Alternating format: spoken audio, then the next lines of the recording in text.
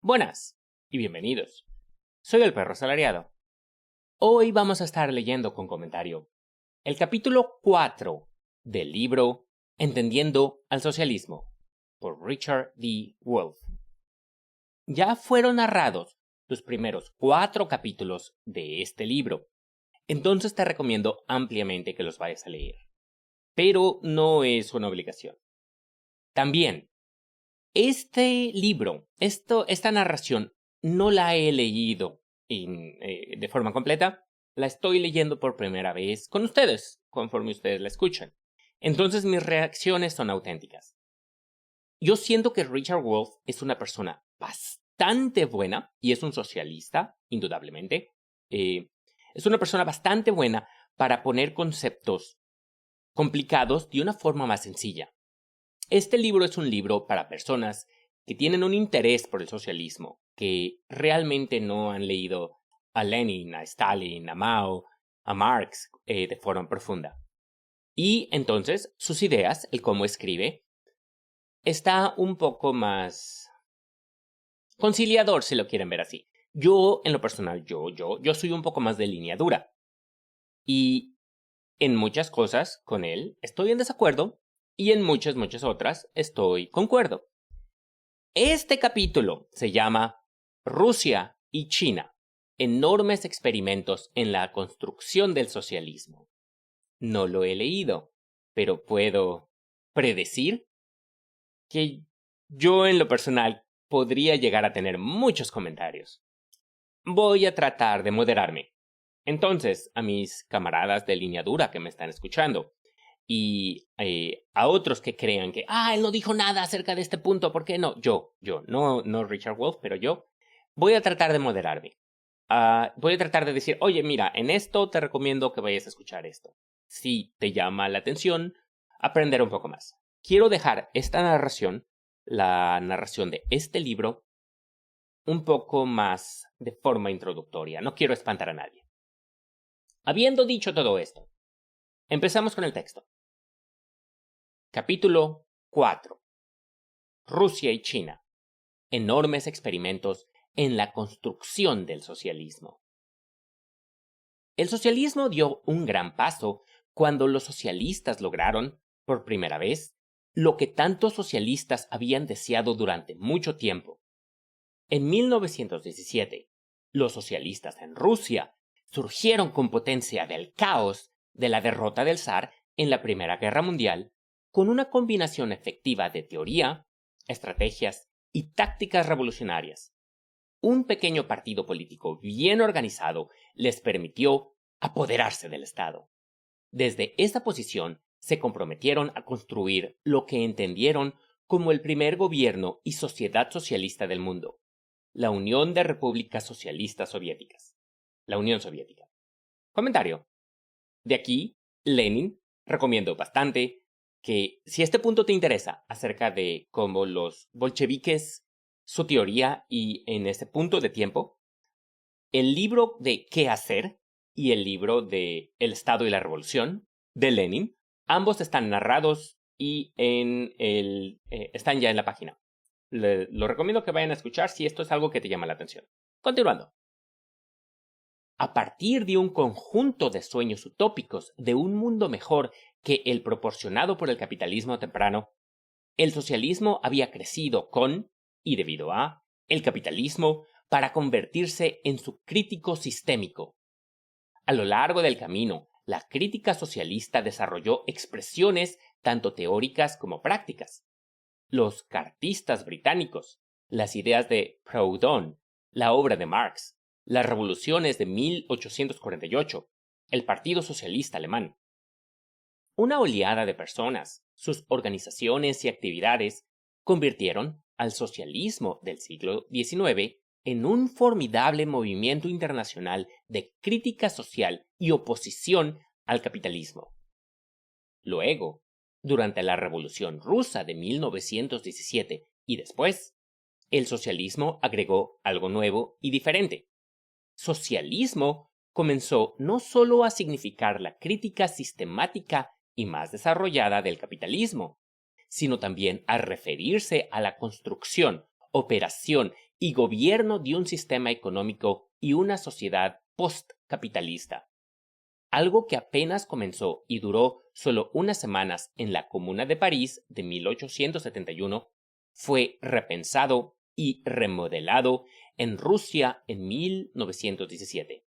Duró más de 70 años. Continuando. Al emprender el experimento de construir una alternativa socialista al capitalismo, el socialismo se transformó profundamente.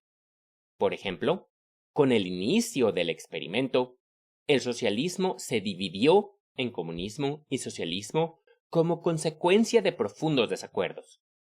Desde 1917, socialistas y comunistas ofrecieron críticas diferentes, pero superpuestas al capitalismo.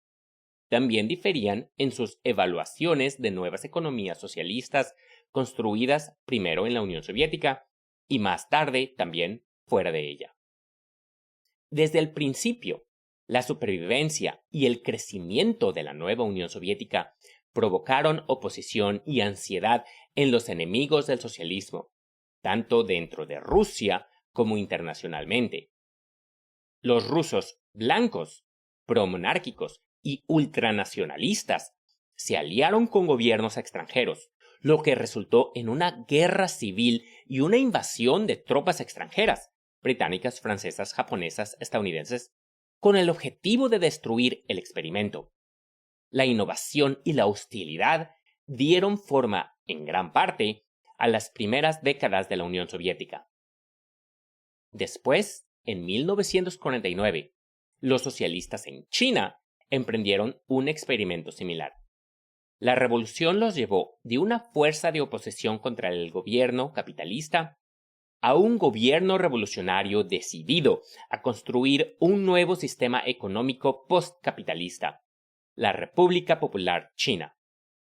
De alguna manera, los socialistas chinos replicaron en China el experimento soviético.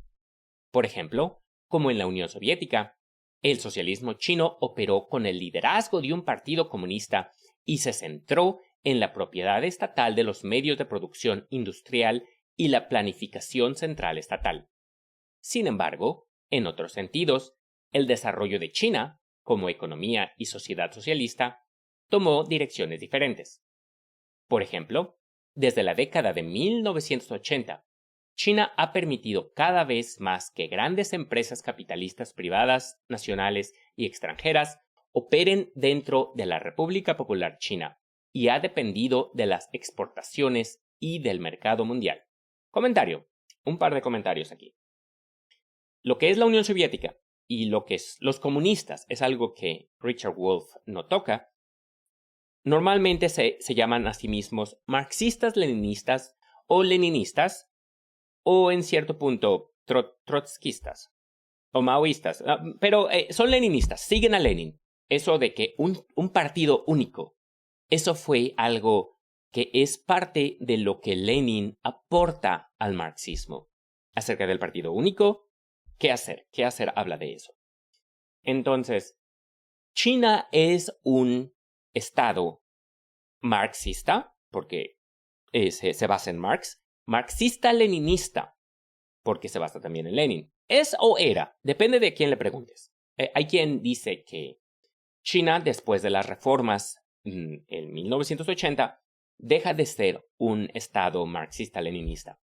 Tienen sus argumentos personas que están a favor de esta idea, tienen sus argumentos las personas que están en contra de esta idea.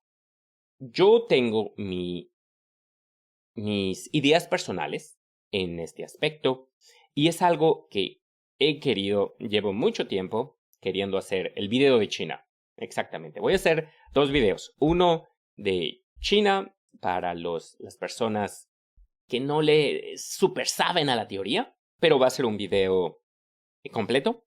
Y voy a hacer otro video de China para las personas que están muy, muy, muy metidas en la teoría. Entonces van a ser 2 partes. Y eso viene. Ya empecé a hacer notas para ese video. Precisamente hoy empecé con las notas. Entonces, nada más eso. Y sí, nada más. Aquí también, al final dice de que ha dependido de las exportaciones y del mercado mundial. Eso es normal. Un país comunista, un país socialista, el comercio, exportar y entrar al mercado mundial, eso no es capitalismo. Eso no excluye a lo que es el socialismo, el comunismo. No creo, una fracción muy pequeña, pero la mayoría de los comunistas, aún los comunistas que dicen que China ha traicionado la revolución, van a estar de acuerdo de que exportar y entrar al mercado mundial, entrar al comercio, eso no le quita lo socialista, lo comunista a un Estado. Hay un género muy, muy, muy pequeño, yo creo, de los polpotianos, que quizá digan de que no, o sea, se tiene que evitar y vamos al campo, lo que sea, y ser suficientes por sí mismo, sin ningún tipo de asociación externa. Seguro que sí, seguro que hay marxistas que tienen esas ideas, pero la amplia mayoría, el comercio no es capitalismo, y el tener exportaciones y entrar al mercado mundial, eso no te quita lo comunista. Continuando con el texto.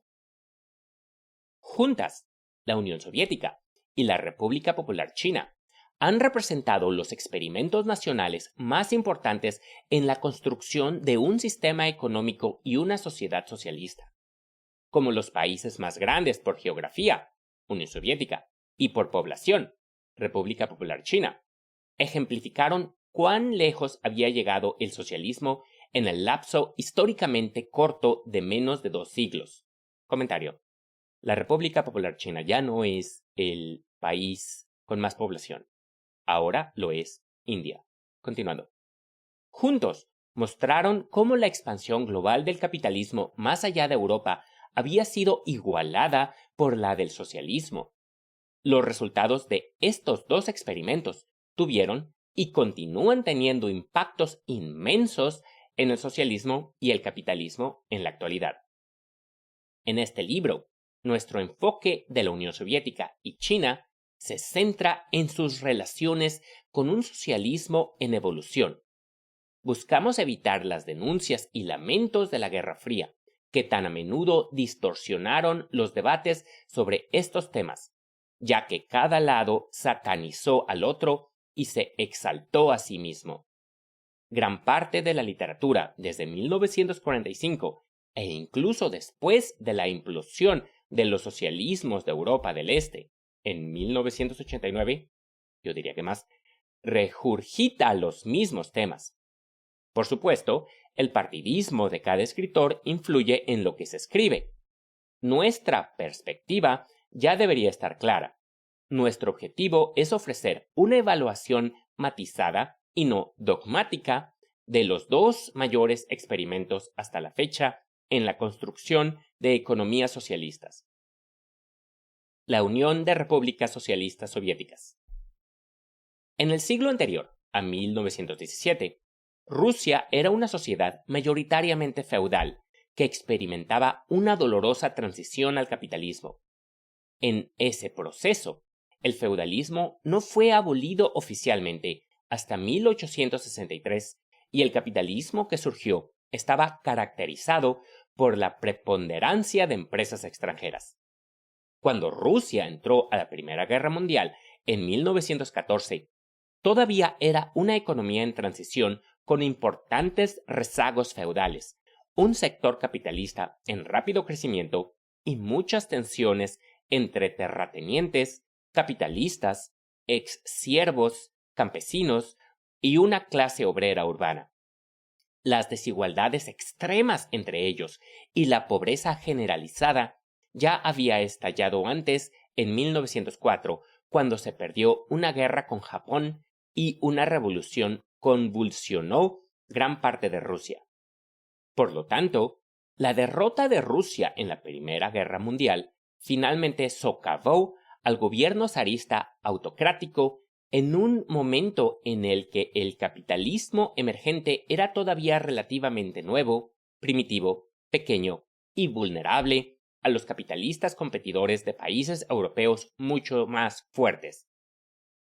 Las condiciones de guerra desigualdad extrema y pobreza, junto con la censura y la represión zaristas que luchaban contra los vientos de la democracia parlamentaria y el socialismo de Occidente, se combinaron para producir una explosión revolucionaria en 1917.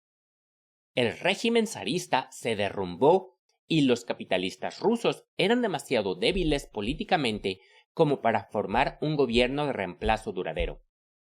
La facción del Partido Socialista, bolcheviques, que dirigió la revolución, había aprendido lecciones de la revuelta de 1905, principalmente la necesidad de construir una alianza entre un partido revolucionario y el campesinado. También había establecido una presencia significativa en la pequeña clase obrera industrial rusa.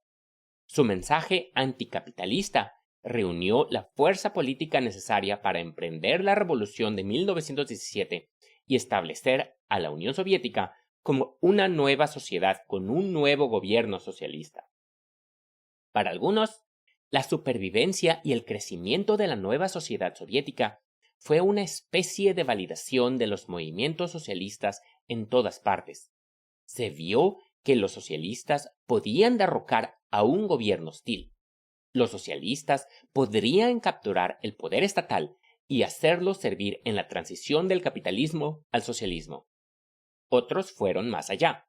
Vieron a la Unión Soviética como el embrión de un futuro socialista global. Era un embrión que había que nutrir y apoyar como prioridad para los socialistas de todo el mundo. A otros les preocupaba que el socialismo soviético entrara en conflicto con los valores y compromisos de otros socialistas. La facción bolchevique victoriosa había luchado durante mucho tiempo con facciones opositoras dentro del socialismo ruso. El éxito que representó la Revolución Soviética agudizó diferencias que habían ido madurando en el interior del socialismo del siglo XIX. Entre estas diferencias se encontraban las profundas divisiones sobre cómo utilizar el poder estatal, una vez capturado, para lograr la transición al socialismo. Un lado abogó por una política parlamentaria pacífica, mientras que el otro abogó por avances revolucionarios. También hubo diferencias referentes a las libertades civiles y la tolerancia a la disidencia en agrupaciones dirigidas por socialistas, la gobernanza democrática de los lugares de trabajo y las comunidades residenciales y el compromiso con el internacionalismo. Los aspectos clave de la nueva Unión Soviética se convirtieron en focos de desacuerdo.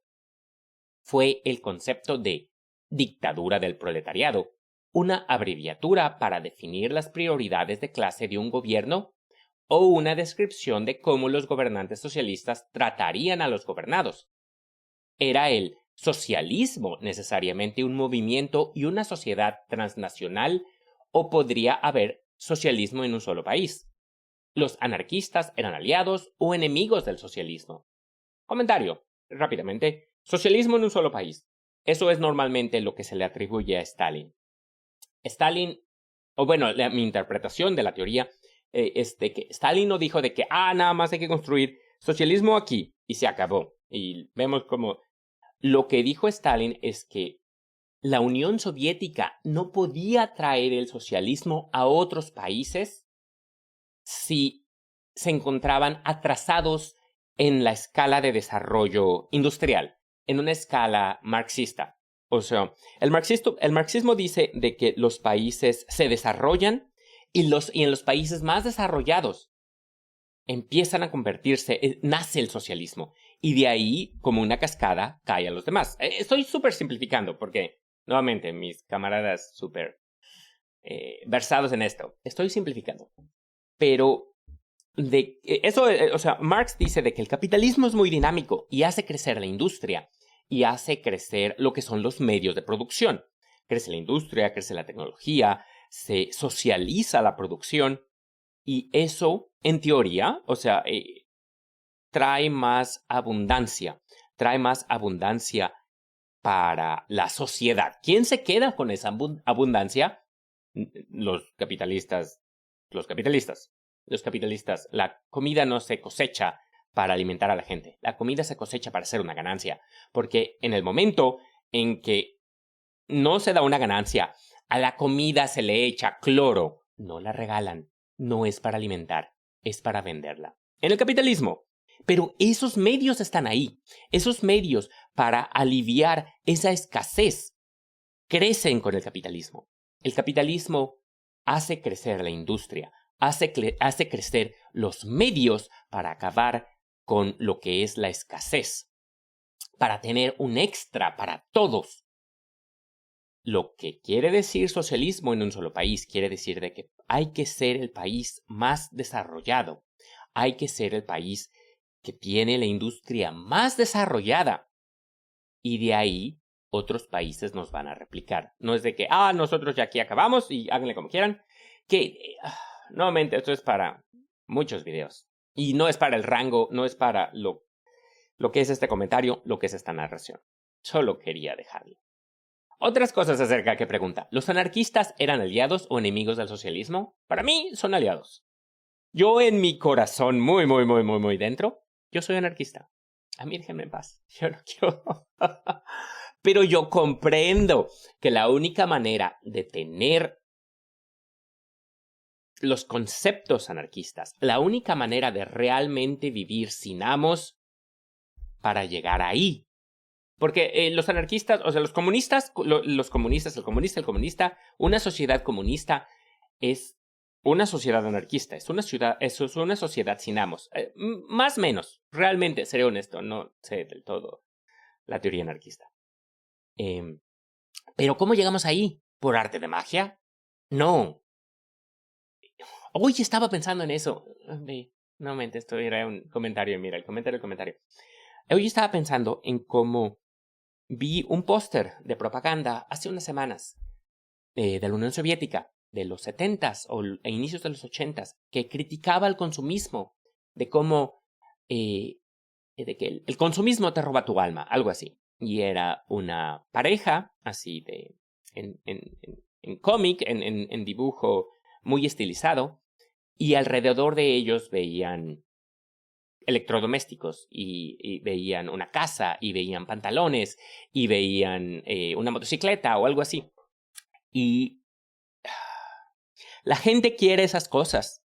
En un mundo ideal, en una sociedad comunista, una vez que lleguemos ahí, la gente no va a querer, una gente ya establecida, porque cuando estás joven estás todo menso, pero discúlpenme los jóvenes. La gente no va a buscar ese consumismo, no se va a requerir tener ese consumismo. Vamos a tener otra mentalidad, pero tenemos que llegar ahí. En este momento la gente quiere esas cosas, la gente envidia a sus vecinos capitalistas que tienen acceso a esas cosas. Y es un punto muy importante que se tiene que enfrentar, confrontar. No, eso es una contradicción. Mis amigos y camaradas anarquistas, quiero el objetivo que ustedes quieren. Que no haya amos. ¿Cómo llegamos ahí? Yo creo que la única manera es a través de una dictadura del proletariado. Continuando con el texto. Estos y otros desacuerdos entre los socialistas de todo el mundo que reaccionaron ante la Unión Soviética produjeron la profunda división mencionada anteriormente. Los que se quedaron con la idea de que la Unión Soviética representaba el futuro del socialismo y merecían el apoyo de todos los socialistas del mundo, rompieron con el socialismo global y adoptaron el nombre de comunistas. Los que eran más o menos críticos con el tipo de socialismo que se estaba construyendo en la Unión Soviética siguieron denominándose socialistas.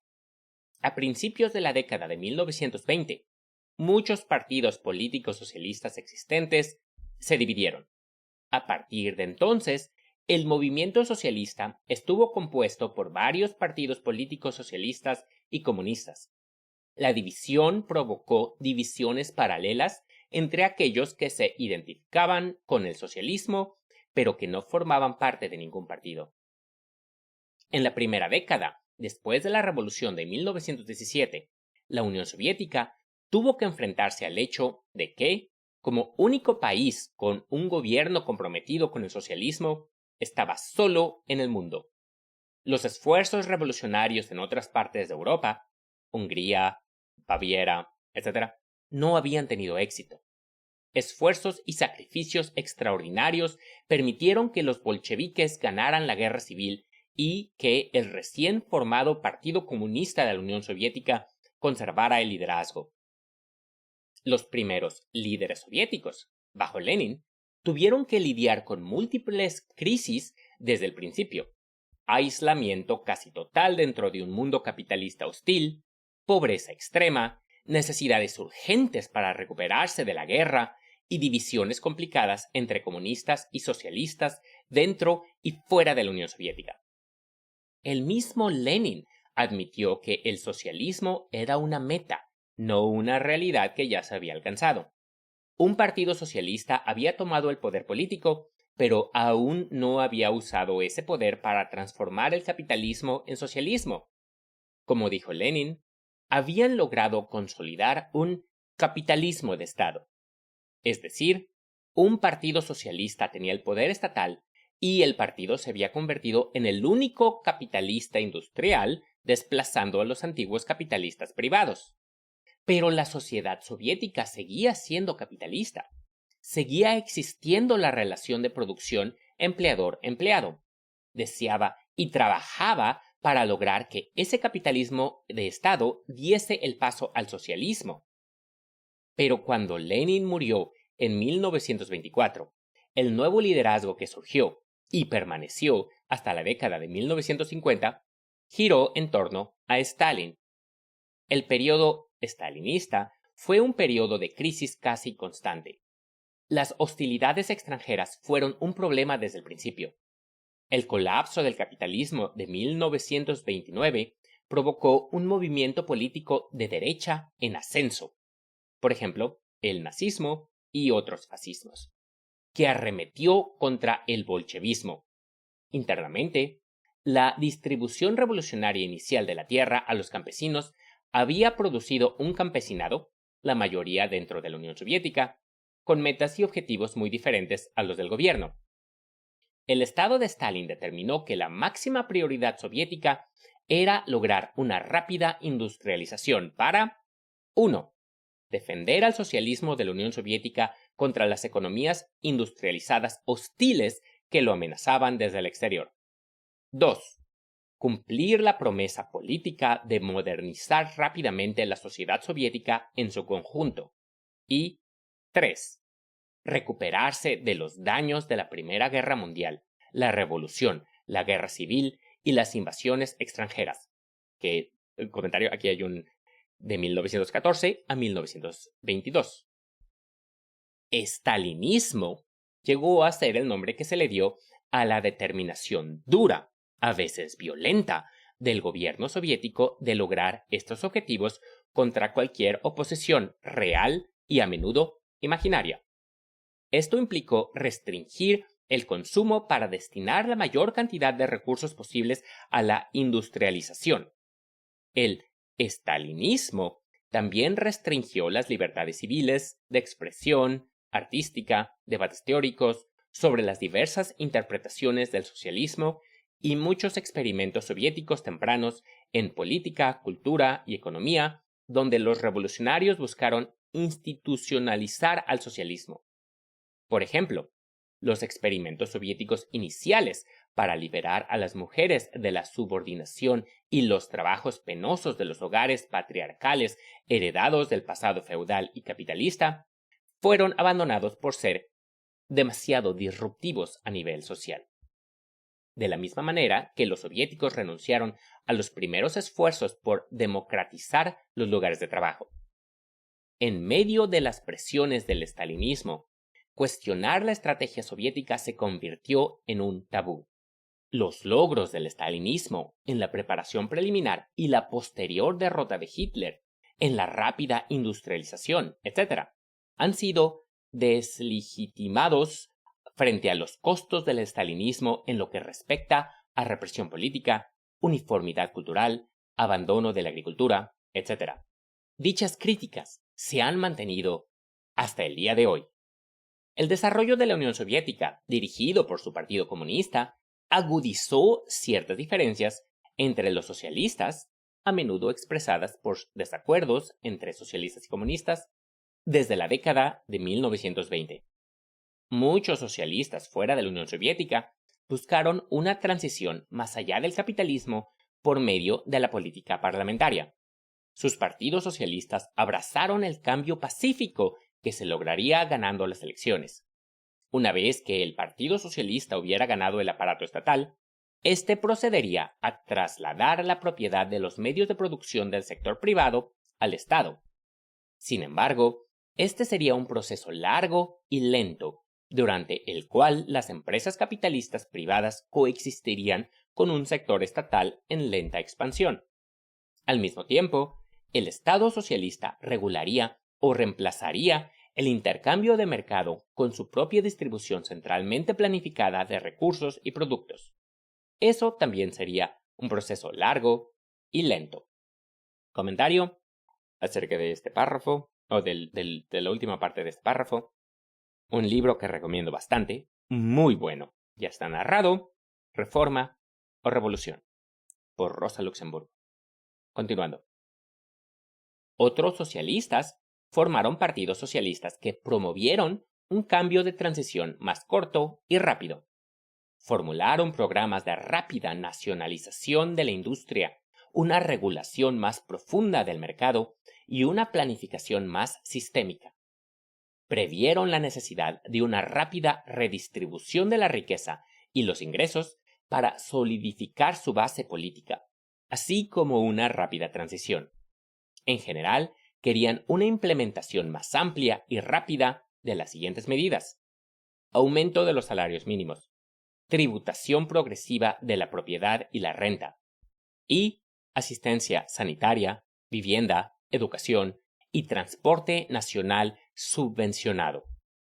En contraste, los comunistas y los partidos comunistas que organizaban defendían un socialismo que insistía en la propiedad estatal más o menos inmediata y la operación de la mayoría, o al menos los altos mandos, de la industria y, a menudo, también de partes de la agricultura. La Unión Soviética, por ejemplo, a pesar de mantener la palabra socialista en el nombre del país, siguió el modelo comunista y nacionalizó la mayor parte de las industrias y, después de 1930, una parte importante de la agricultura, granjas estatales. Después de la Segunda Guerra Mundial, el modelo comunista basado en la experiencia soviética tendió a ser seguido por muchos nuevos gobiernos socialistas en Asia, China y Vietnam, en Europa, los aliados de Europa del Este de la Unión Soviética, y América Latina, Cuba. Los partidos políticos comunistas de todo el mundo, vagamente conectados en internacionales comunistas, exaltaron el modelo soviético y criticaron la alternativa socialista. Los socialistas, en cambio, hacían lo opuesto. A pesar de la división socialista-comunista, muchos en ambos lados respaldaron la vieja idea de que el socialismo era la primera etapa de la transición más allá del capitalismo, mientras que el comunismo era una etapa posterior. Algunos sostuvieron que el socialismo era una etapa intermedia.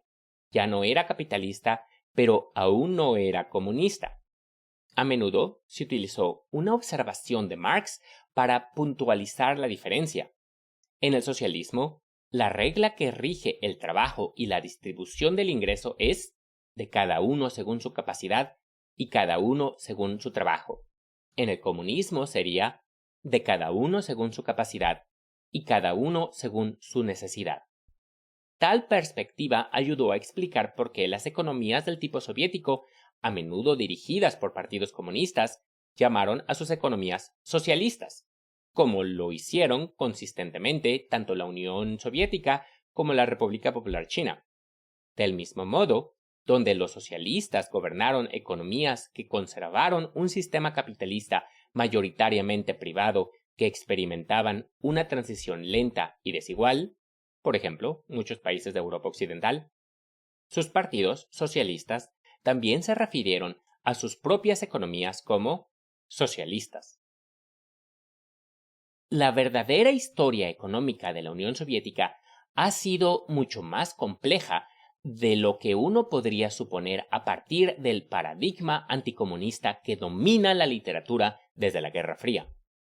Por ejemplo, contrariamente a la idea de que los comunistas siempre rechazan la propiedad privada, uno de los primeros actos del nuevo gobierno soviético formado en 1917 fue dividir y dar propiedades a la masa de campesinos sin tierra.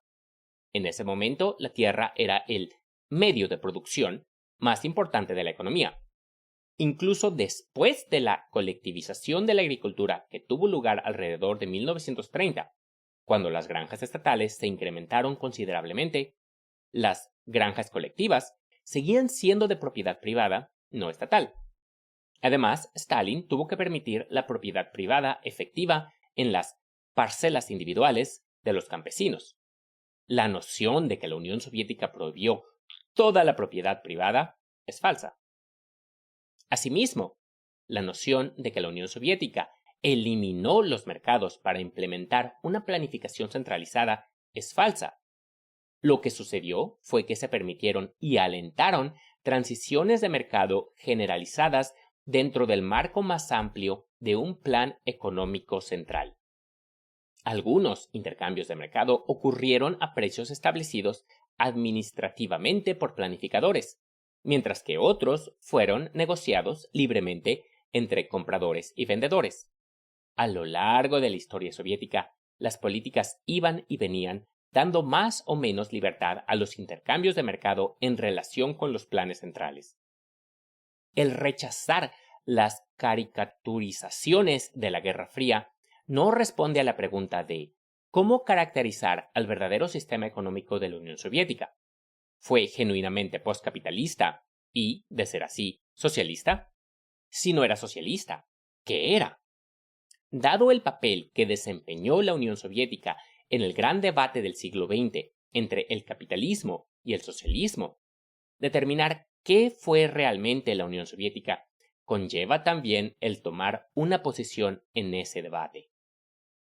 A raíz de la revolución de 1917, el nuevo gobierno soviético tomó medidas extraídas del pensamiento y las plataformas del socialismo europeo del siglo XIX. Nacionalizó la industria, pero no la agricultura. Cerró la bolsa de valores. Estableció una institución de planificación económica del gobierno central encargada de organizar la distribución de recursos entre los lugares de trabajo y productos entre los lugares de trabajo y los consumidores que los necesitaban. Estableció regulaciones y metas que impulsaron la economía a 1.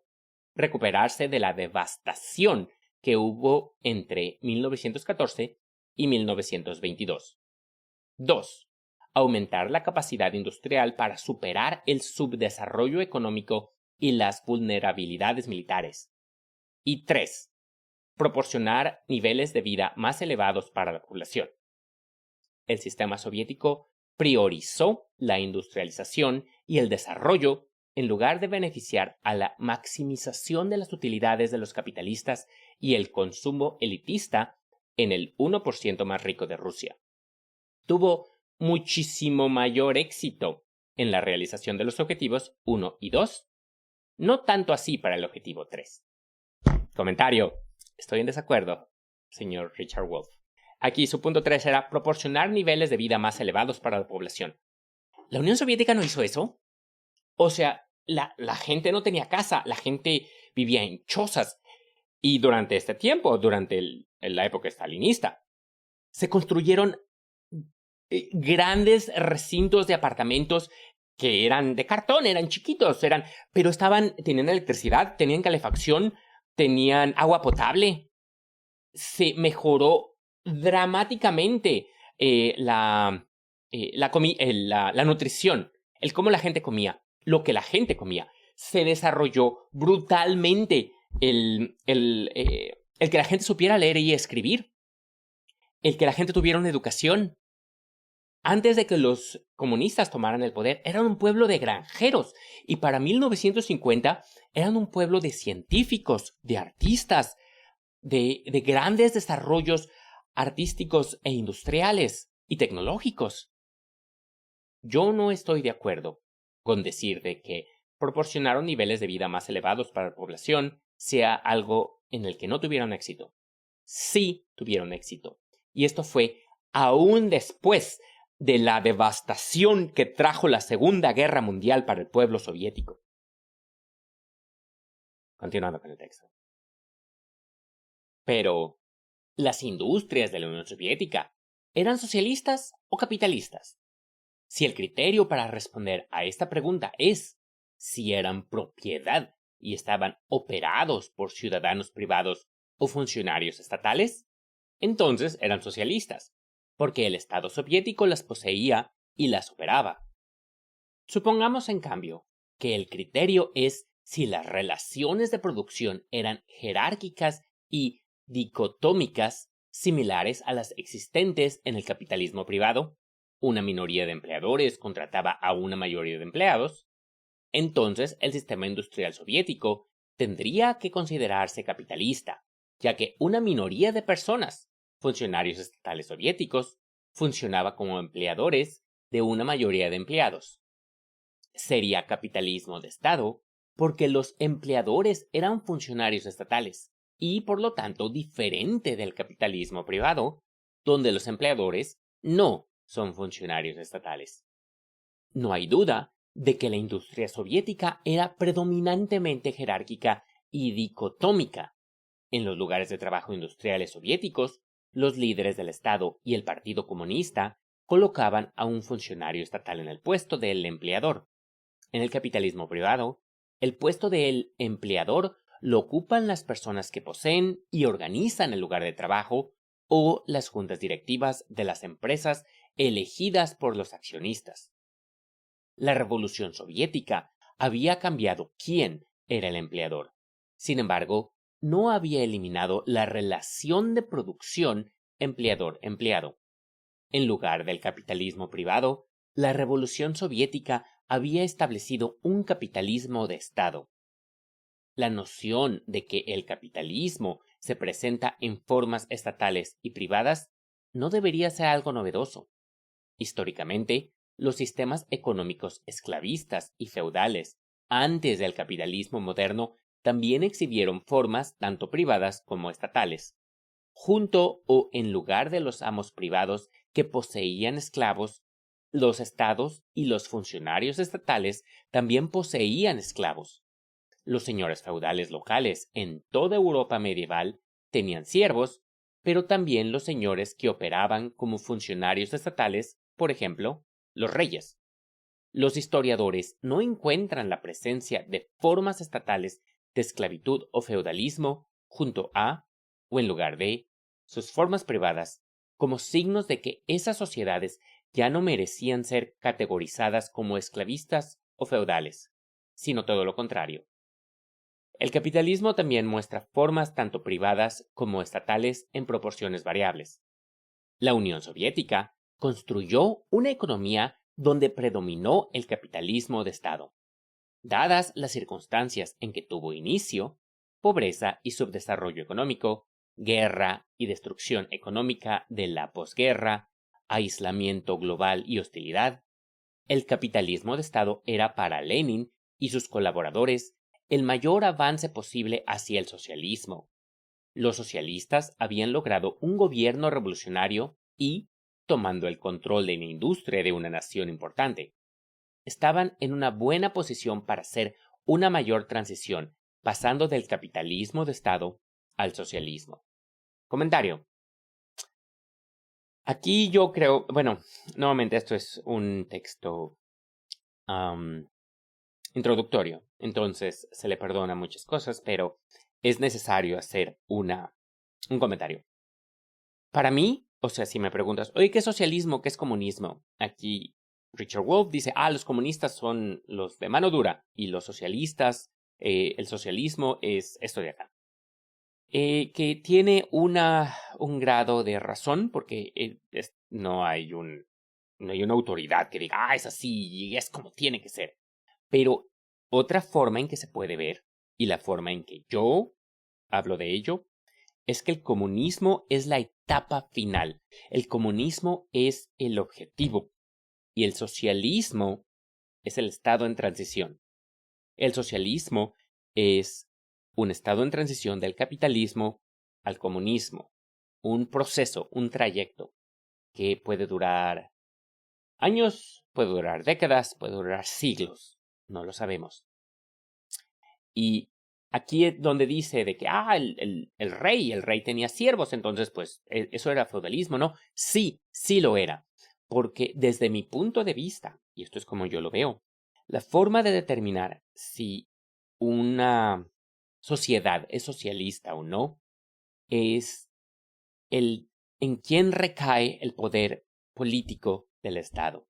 Porque en nuestras democracias, en donde vivimos, donde me estés escuchando, las personas que manejan el país son un puñado de personas que están hinchadas de dinero y son las que son dueñas de las cosas, de las empresas, de los medios de comunicación, de los bancos, de los lugares financieros, del piso, de los inmuebles, o sea, de las casas, de los apartamentos, de las fábricas, de la fábrica en que se funciona la cosa, o sea, el territorio.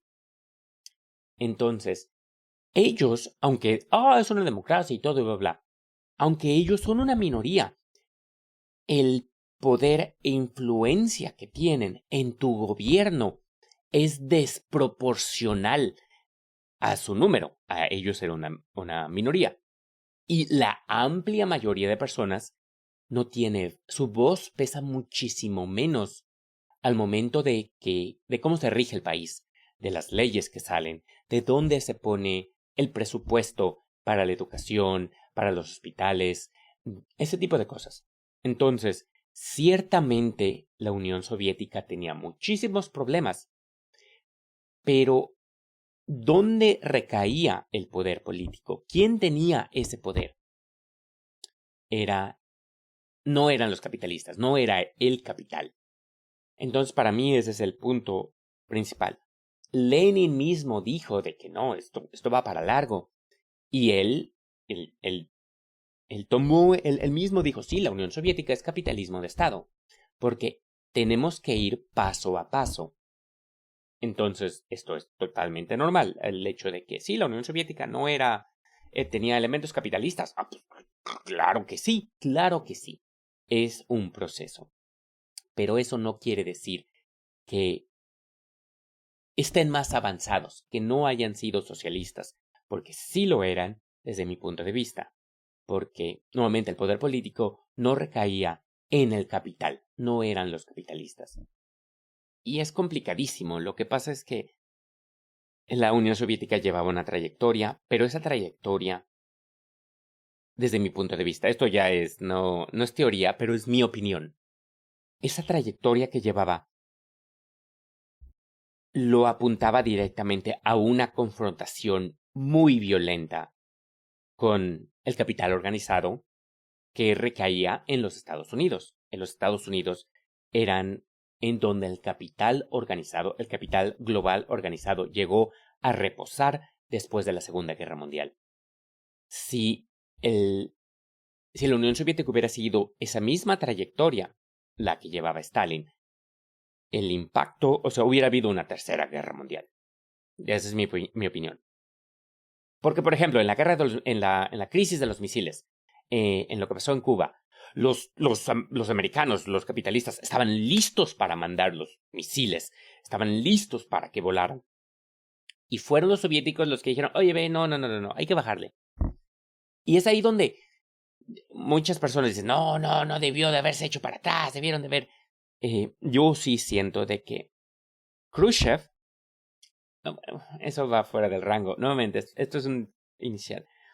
Khrushchev hizo un par de reformas y las reformas que hizo las hizo para calmar los ánimos. Si eso fue un error o no, depende de cómo tú veas las cosas. Indudablemente, nosotros tenemos la oportunidad de ver cómo se desarrollaron las cosas, pero yo entiendo totalmente muchas de las cosas que hizo Khrushchev. Pero bueno,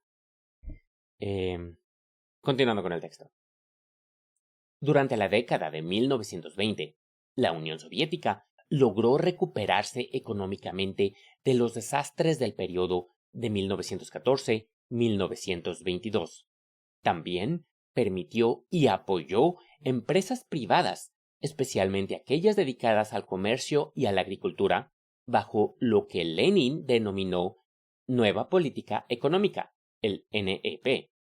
A finales de la década de 1920, esas empresas privadas habían crecido.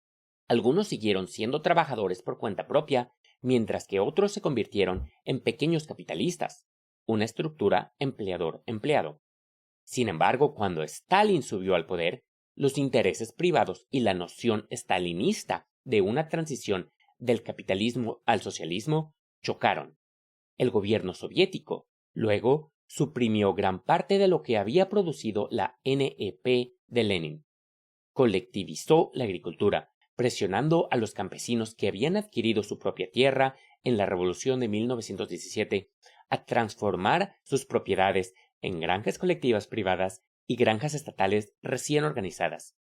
Una enorme porción de aquellos campesinos, especialmente aquellos que se habían enriquecido y estaban en capacidad de contratar a otros que habían perdido sus tierras, se opusieron a la colectivización porque violentaba su propiedad privada. El gobierno de Stalin respondió con dureza y se produjo violencia cuando se completó la colectivización. Comentario. Aquí nuevamente tengo que... yo sé que esto es de entrada, pero vean. Aquí está dando una forma, la forma en que muestra las cosas es muy blanco y negro, yo diría. Es como que, esto es mal. Yo siento, es como yo lo aprecio. La colectivización se da, existen los kulaks, los cuales eran, sí, granjeros que se hicieron ricos. Se hicieron ricos y lograron comprarle las granjas a otros y los pusieron a trabajar. Entonces, ellos empezaron a ser pequeños capitalistas en las granjas. Ya no eran unos simples granjeros, no, eran realeza del campo, si lo quieres ver así. Cuando se empieza a dar la colectivización, los kulaks, no todos, obviamente no todos, pero una amplia mayoría reaccionan de forma muy hostil ante la colectivización. No les estaban quitando las granjas a ellos, aún no, pero se veían amenazados, su riqueza, su ganancia se veía amenazada con la colectivización. Los granjeros para los cuales los kulaks, los cuales trabajaban para los kulaks, ya no estaban trabajando para ellos. Se iban a trabajar a las granjas colectivas y eso no les gustaba a los kulaks. Entonces hubo muchísimos actos de sabotaje por parte de los kulaks, muchísimos momentos en que lincharon a las personas que trabajaban y que manejaban las granjas colectivas. Y un punto muy importante, porque eso es el Holodomor, que es un tema para un video propio. Hay una sequía terrible, y se empieza a dar una hambruna. Y el gobierno soviético quiere decir, oye, ve, te voy a comprar tu grano a este precio, a los kulaks. Les digo, te voy a comprar tu grano a este precio. Y entonces, te lo voy a tomar ahorita, te lo pago después. Puedes decir, oye, no, pero ¿cómo? Les estaba robando el grano. La gente se estaba muriendo de hambre. Y los kulaks tenían grano. Y el gobierno soviético dijo, oye, ve, la gente está muriendo de hambre, voy a tomar tu grano, te lo voy a pagar a tal dinero, o sea, a tal precio, y nos entendemos. Y bueno, eso, si me crees o no, puedes irlo a investigar. Lo que sí es un hecho, y eso lo puedes ir a investigar, los kulaks le prendieron fuego a su grano en proporciones enormes. Los kulaks sacrificaron a su ganado, a sus caballos, a sus vacas, a sus cerdos. los degollaron para que se murieran antes de que los soviéticos los tomaran.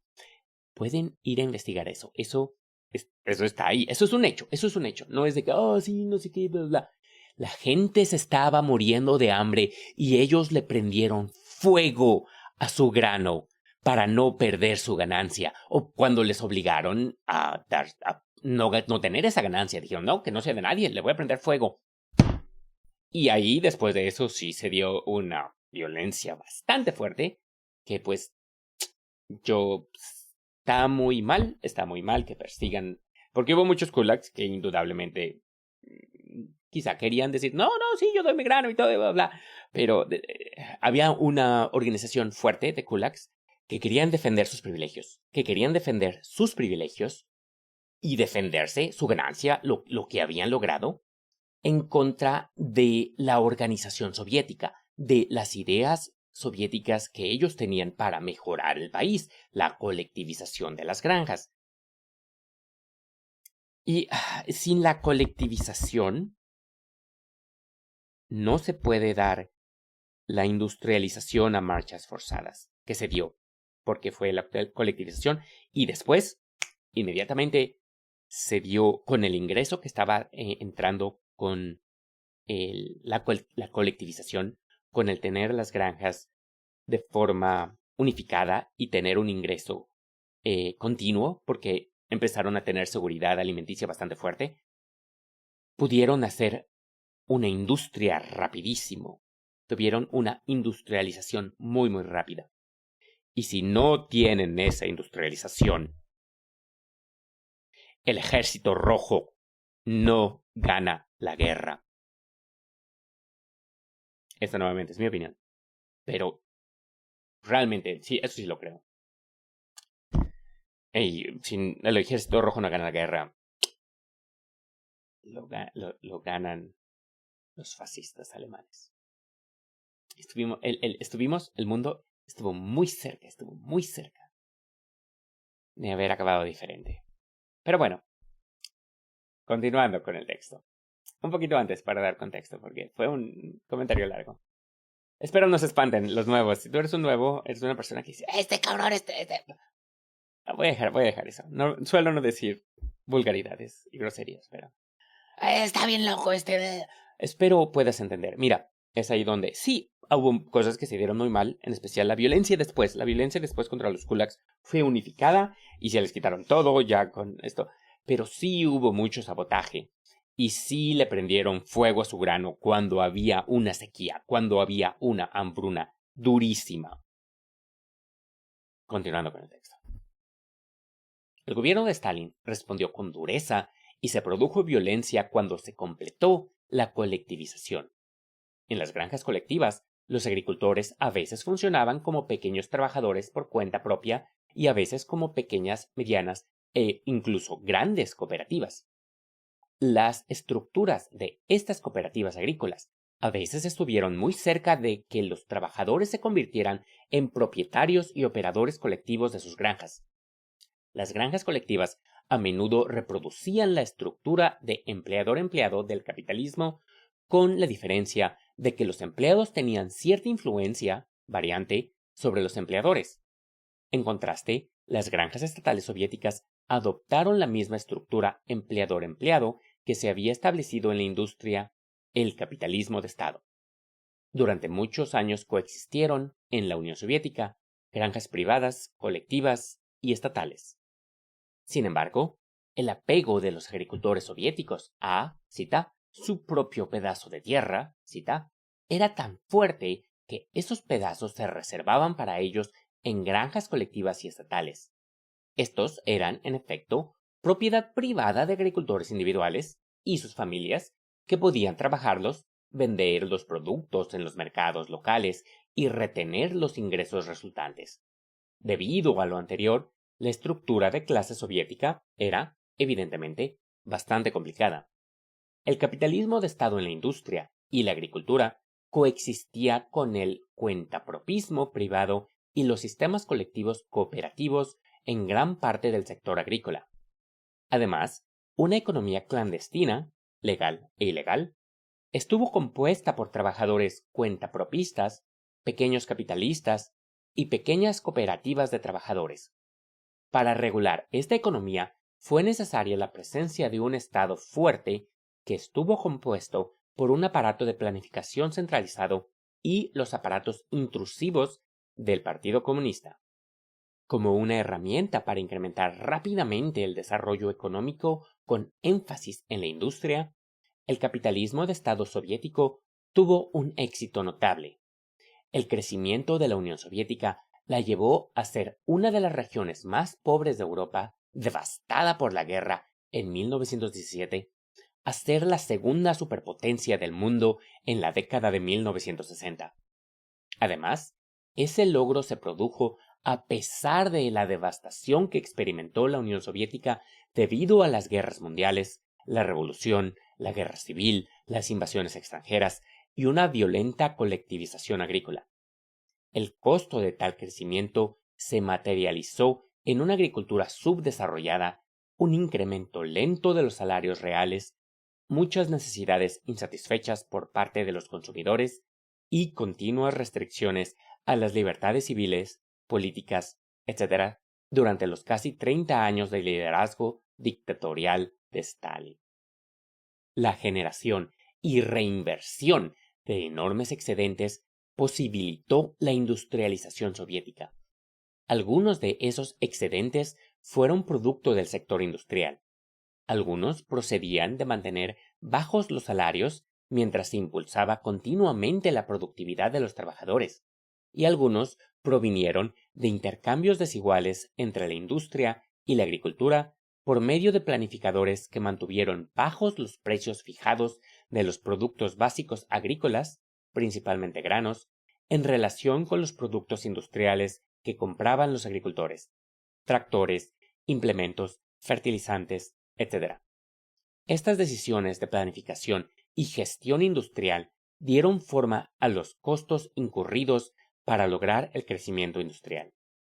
La esperanza de Lenin de que un gobierno socialista complementado por un capitalismo de Estado permitiría y sería suficiente para una mayor transición del capitalismo de Estado al socialismo no fue tan acertada. Una década después de la revolución, estaba claro que había que hacer mucho más para elevar la industria soviética hasta el punto en que una economía adecuada pudiese sustentar un ejército adecuado para que ambos pudieran sobrevivir rodeados por un mundo capitalista hostil. Con ese fin, los trabajadores soviéticos tendrían que seguir trabajando con salarios reales bajos y la agricultura seguiría siendo exprimida, ambos para financiar una mayor industrialización. El tiempo corría y presionaba al desarrollo soviético a seguir su rumbo. En esa situación, Stalin y sus asesores tomaron una decisión fatídica que desde entonces ha dado forma a la historia global del socialismo.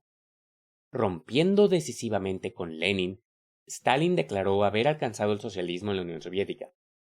No se tolerarían más referencias al capitalismo de Estado. El socialismo ya no era la meta de un periodo de transición que, a su vez, daría paso a una transición al comunismo. En cambio, el socialismo era el aquí y el ahora. El socialismo era la Unión Soviética y viceversa. El comunismo fue efectivamente desterrado a un futuro tan distante que pasó a ser irrelevante. Comentario. Este último párrafo, yo que siento que he leído bastante y todo, y me gustaría ver de qué está hablando, qué fue lo que dijo, que Stalin dijo esto y todo, y bla, bla. Si tú estás leyendo esto, escuchando esto, y dices, no, sí, él dijo esto, mucho gusto en los comentarios. Stalin muchas veces sí dijo, no, nosotros ya estamos más adelantados en lo que es el marxismo y lo que hemos logrado. O sea, exaltó mucho los logros del pueblo, claro que sí. Pero de eso que he dicho de que... ¿Qué dijo aquí? ¿Qué dijo? Que ya alcanzaron el socialismo en la Unión Soviética. Alcanzaron un nivel más alto. Alcanzaron un nivel más allá del capitalismo. Que... Sí. Pero bueno. Continuando con el texto. Así se hizo más fácil para los críticos y enemigos del socialismo arremeter contra este. Se podría citar a Stalin para equiparar al socialismo con los problemas actuales de la Unión Soviética: salarios reales estancados, agricultura explotada, falta de libertades civiles y políticas. Antes, esas lamentables condiciones habían caracterizado un periodo de transición antes de alcanzar el socialismo. Pero después de la decisión de Stalin de declarar que se había logrado el socialismo, tales condiciones se convirtieron en definiciones de socialismo. Los críticos antisocialistas adquirieron la costumbre de repetir tal reduccionismo ad nauseam. La estrategia de los enemigos del socialismo se volvió, entonces, simple y obvia. Primero, usar amenazas militares, sanciones económicas, intervenciones encubiertas y aislamiento político para empeorar las condiciones de una nación dirigida por socialistas, y luego, identificar las condiciones de dicho país con el socialismo. Después de 1945, la Guerra Fría, con su carrera armamentística y enfrentamientos globales, afectó enormemente a la Unión Soviética. Antes de eso, la Unión Soviética podría haber destinado parte de su excedente para invertir en proporcionar un mayor consumo a sus trabajadores a través de salarios reales más altos y para financiar un mejor consumo colectivo subsidiado. La alianza en tiempos de guerra con los Estados Unidos, el Reino Unido y Francia contra la Alemania nazi probablemente alentó tales esperanzas. Pero después de la alianza llegó la Guerra Fría y, en cambio, los líderes soviéticos invirtieron aún más en armamentos muy caros, incluyendo el nuclear, en costosas campañas militares, Afganistán, y proyectos de apoyo exterior, Cuba.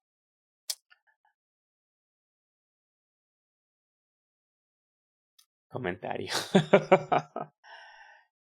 Hoy en día estamos viendo cómo están aporreando a Irán. ¿Por qué no? ¿Por qué no se van con Corea del Norte? Porque tienen armas nucleares. Yo sí creo que eso fue algo que fue un error. Es muy difícil. Nuevamente ya tenemos la ventaja de ver cómo se desarrollan las cosas.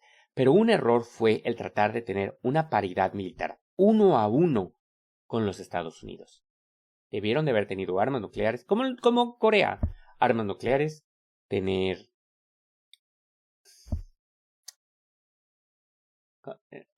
Es que es complicado también, porque ellos creían que la revolución iba a ser inminente. Entonces ellos creyeron que necesitaban esa paridad militar para apoyar a esas revoluciones. Por ejemplo, cuando fueron a apoyar a Cuba, cuando se metieron en Afganistán fue un problemón, sí, pero era su frontera y era un país socialista que les pidió ayuda, que después se metieron y cuando se metieron no fue para ayudar completamente, totalmente, pero no es de que se metieron a invadir porque jajaja quieren tomar. No, así no son como son las cosas.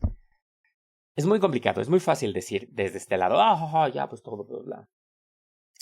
Pero bueno, continuando con el texto. Después de 1945, los medios de comunicación occidentales, principalmente los estadounidenses, especialmente la televisión y el cine, extendieron y ampliaron su alcance en la Unión Soviética. Después de la década de 1960, su alcance aumentó aún más y trajo consigo abundante evidencia de niveles de consumo mucho mayores en Occidente que en la Unión Soviética, y también más altos de lo que los medios de comunicación soviéticos habían hecho esperar a los ciudadanos soviéticos sobre el consumo occidental. La alimentación, vestimenta, vivienda, transporte y mueblería parecían estar al alcance de los trabajadores occidentales, lo cual estimuló aquella demanda reprimida en la Unión Soviética. Eso, más las tensiones entre la Unión Soviética y los Estados Unidos, que luego se redujeron, estimuló la demanda reprimida de los trabajadores y los ciudadanos soviéticos, los cuales exigieron más bienes de consumo y libertades civiles. Sin embargo, las presiones que experimentaba el excedente soviético, el cual era destinado a incrementar la industrialización, además de financiar los costos directos e indirectos de la Guerra Fría impidieron satisfacer tales demandas. Los trabajadores soviéticos, en consecuencia, transformaron lugares de trabajo colectivos y estatales en parcelas privadas y actividades económicas clandestinas. Esto redujo la productividad de los trabajadores en los lugares de trabajo estatales y colectivos, reduciendo sus ingresos, incrementando a su vez el interés de los trabajadores en las parcelas privadas y otras cosas similares. Este círculo vicioso provocó que el Partido Comunista tratara de reprimir a los trabajadores y castigara su traición y decepción. La oposición a los límites al consumo, a las pocas libertades civiles y las libertades generales articularon un estallido que explotó en 1989. Comentario. Nuevamente, es que esto es una historia. O sea, está relatando lo que pasó y hay cosas que sí es cierto y hay otras cosas que no lo es tanto. El colapso de la Unión Soviética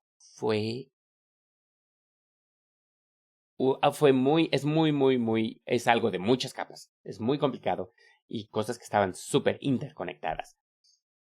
De que el mando soviético, el Comité Central, erró de forma garrafal.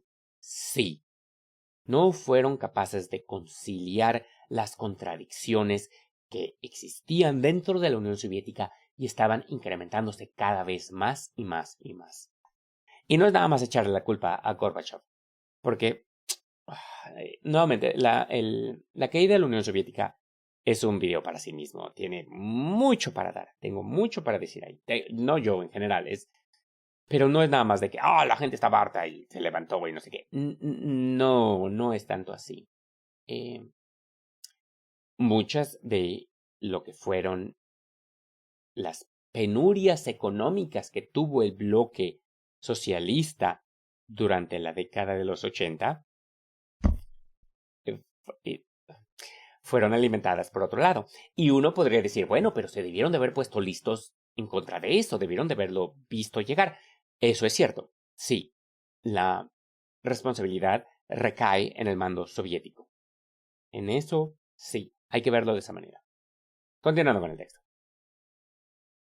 En la teoría económica marxista, un enfoque para explicar la historia económica compara la oferta del excedente, lo que queda de la producción después de que se pagan los salarios y se reemplazan los medios de producción agotados, y las demandas de una sociedad sobre ese excedente.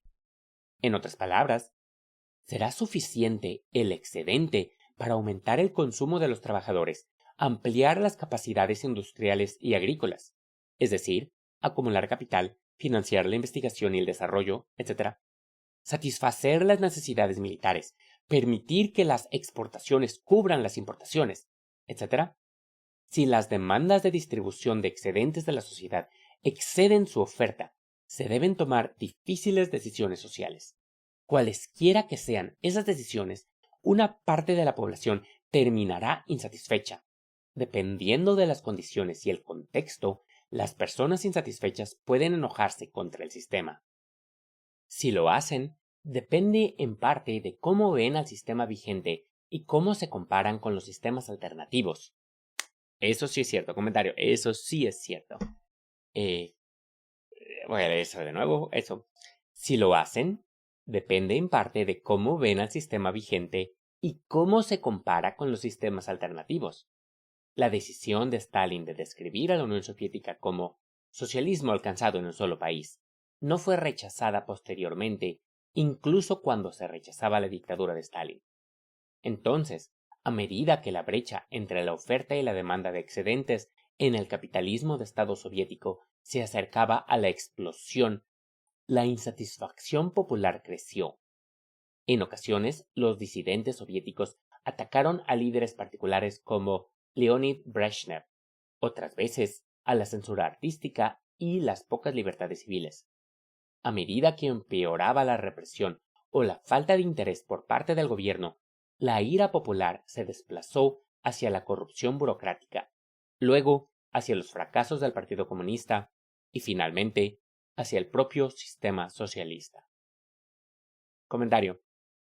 Tiene razón, aquí tiene razón. Nuevamente digo de que podrá haber sido muchas cosas, pero la responsabilidad del colapso recayó en el mando soviético. Y con Khrushchev, yo creo que Khrushchev quería bajarle los ánimos, pero con Leonid Brezhnev sí se dieron. O sea, se dio una... Se atascó el sistema. Y uno podrá decir que fueron porque no se tomaron las decisiones correctas de cómo encarar lo que era la hostilidad de Occidente. Entonces estaban bien paranoicos en la Unión Soviética, eso podrás decir que sí, lo que sea. Pero sí se equivocaron. Al final de cuentas fue mi opinión. Eso nuevamente no es una ley, es mi opinión. Tomaron la decisión incorrecta. En especial con Brezhnev, pero desde Khrushchev hubo cosas que no se hicieron bien. Continuando con el texto. Debido a que los sucesivos regímenes soviéticos habían impedido que el sistema educativo, los medios de comunicación y los debates políticos admitieran y discutieran conceptos alternativos de socialismo y sistemas económicos socialistas, la mayoría de los soviéticos creían que solo se podía escoger entre dos sistemas. El socialismo era lo que conocían en la Unión Soviética. En cambio, el capitalismo había sido objeto de interminables críticas.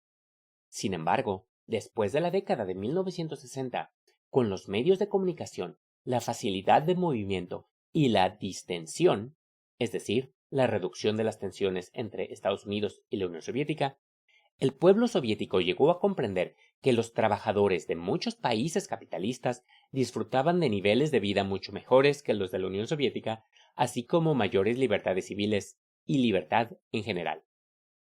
Un número cada vez mayor de soviéticos comenzó a pensar críticamente sobre su sistema, que conocían como socialismo, y a favorecer una transición al otro sistema alternativo, el capitalismo tal y como se daba en los Estados Unidos o en Europa Occidental. A medida que el sistema en que vivían se volvía más intolerable, ponían su mirada en el otro sistema alternativo. Podemos ver que sucede algo similar en los Estados Unidos, pero en dirección opuesta. Desde la crisis económica del 2008, un número cada vez mayor de jóvenes estadounidenses tienen opciones económicas cada vez más limitadas y deudas universitarias insostenibles. Además, se dan cuenta de que están completamente alienados del sistema político, el cual solamente sirve a las élites. La exaltación interminable del status quo les ha enseñado que el capitalismo es el verdadero problema. Entonces, ellos, como sus contrapartes soviéticas de la década de 1980, rechazan el sistema que tienen y se acercan al otro, único, del que han oído hablar, a saber, el socialismo. La mayor ironía de la historia soviética surge del hecho de que los sucesivos liderazgos cerraron el debate entre conceptos, definiciones y visiones alternativas del socialismo, favoreciendo el establecimiento de una versión oficial. Por lo tanto, cuando surgió una crisis de su sistema en 1989, la mayoría de los ciudadanos soviéticos no pensaron que tenían múltiples opciones sobre sistemas alternativos. Entonces Rusia regresó al capitalismo privado, deshaciendo los 72 años de capitalismo de Estado soviético que había sido designado oficialmente como socialismo desde la época de Stalin. En aquella revolución a la inversa, un capitalismo mayoritariamente estatal revirtió a un capitalismo mayoritariamente privado. La relación de producción empleador-empleado permaneció prácticamente intacta. La clase empleadora dejó de construirse por funcionarios estatales para volver a conformarse por individuos privados. Un fuerte aparato estatal central regulaba aquel capitalismo privado. El largo aislamiento de la Unión Soviética, antes y después de la Segunda Guerra Mundial, reforzó los desequilibrios económicos. Se comenzó a exportar cada vez más gas y petróleo, mientras incrementaban las importaciones de alimentos y bienes de consumo manufacturados. Después de 1989, Rusia dejó de ser la segunda superpotencia del mundo. Quedó en el pasado la posición que habían tenido cuando formaban parte de la Unión Soviética. Para un mundo que durante décadas había equiparado en gran medida al socialismo con la Unión Soviética, la implosión de la Unión Soviética y sus aliados de Europa del Este en 1989 pareció marcar el fin del socialismo. Una especie de triunfalismo capitalista se combinó con un repunte neoliberal del capitalismo impulsado por la deuda al declarar al socialismo, y también al comunismo, muertos y enterrados. Por supuesto, una amplia variedad de socialistas disidentes argumentó que la desaparición de la Unión Soviética fue, a lo sumo, el final de una interpretación específica del socialismo, y algunos argumentaron que nunca había sido socialismo. Pero tales argumentos fueron silenciados por el triunfalismo autocomplaciente de los capitalistas. Luego, la crisis capitalista global del 2008 cambió el panorama. La desaparición de la Unión Soviética sacudió a todos los socialistas y lo sigue haciendo hasta el día de hoy. El primer experimento nacional de larga duración para construir una economía y una sociedad socialista se derrumbó. Sus logros y fracasos deben ser examinados para mejorar el futuro del socialismo y, especialmente, para permitir una intervención socialista más efectiva cuando las contradicciones del capitalismo crean nuevas oportunidades. Los comunistas chinos han extraído valiosas lecciones del auge y la caída de la Unión Soviética desde sus inicios. De hecho, es preciso que los socialistas extraigan lecciones del ascenso y la caída de la Unión Soviética para estar en capacidad de analizar aquel otro enorme experimento para la construcción de una sociedad socialista. China. Comentario. Aquí acaba lo que es la parte de la Unión Soviética, y aquí va a hablar de la República Popular China. Aquí estoy viendo, la República Popular China es el subtítulo. Yo muchas veces, a lo largo de mis narraciones, he dicho de que está la pregunta de China. ¿China es socialista? ¿China es capitalista? ¿China es algo más? Y yo he dicho de que yo no quiero decir, es esto, yo no quiero dar mi opinión.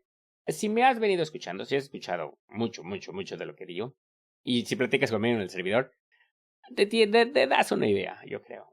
No es tan difícil esconder eso. Pero yo creo que sí hace falta argumentos y no los quiero dar en las narraciones. Pienso hacer un video exclusivo de la pregunta, ¿China es socialista o capitalista? Uno para personas que no se consideran socialistas, que dicen, no, pues sí, no sé, yo digo de que hay millonarios en China, o sea, son más capitalistas que los Estados Unidos. Y otro para marxistas, para personas que dicen, no, es que las reformas de Deng traicionaron la revolución, están exportando capital, eso hace que sean imperialistas, están apoyando, vendiéndole armas al gobierno de Filipinas cuando hay una insurrección fuerte, un movimiento marxista peleando en las montañas, cosas por el estilo. Entonces, otro video para los marxistas. Dos videos de ¿China es capitalista o socialista? Y con mucho gusto en ese video voy a aceptar comentarios, voy a responderlos si lo haces de forma educada. Educada es la palabra. Entonces, todo esto para decir, nos acercamos aquí a la República Popular China. En este bloque que voy a leer, no voy a dar comentarios. Para nada.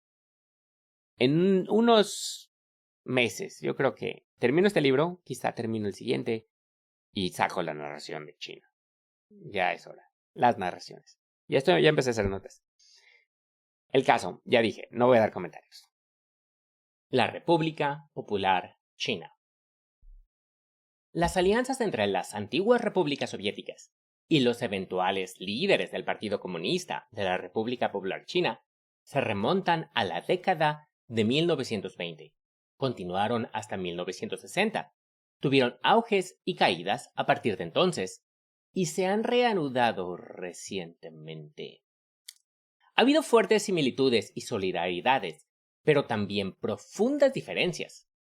China dio la bienvenida al siglo XX extremadamente pobre, con una extrema desigualdad económica, política y cultural.